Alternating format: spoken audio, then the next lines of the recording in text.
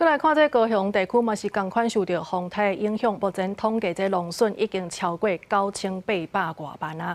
这西瓜、美浓瓜、叶仔菜，也有香蕉等等呢，拢有受到损害。就连这高雄燕巢的芭乐，嘛有要400公顷拢乌有去。即马农业局已经争取到第3波的现金救助，10公顷会当80万块，对今仔日开始开放申请。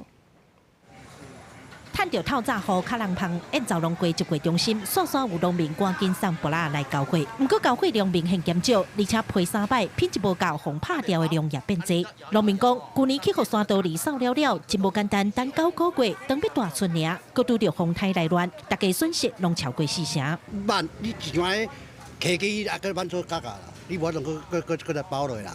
啊，大个个吼，即摆最近就涨落雨，就规工拢无停啊。 后壁算一个愈侪。芭乐经济面积大概伫迄个1200公顷。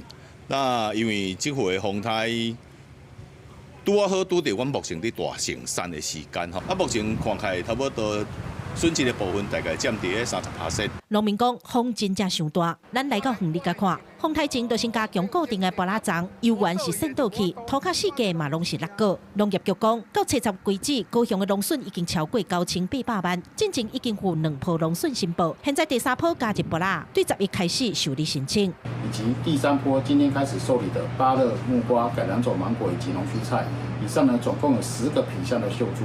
本次高雄的农损呢，目前最严重的是芭乐跟香蕉。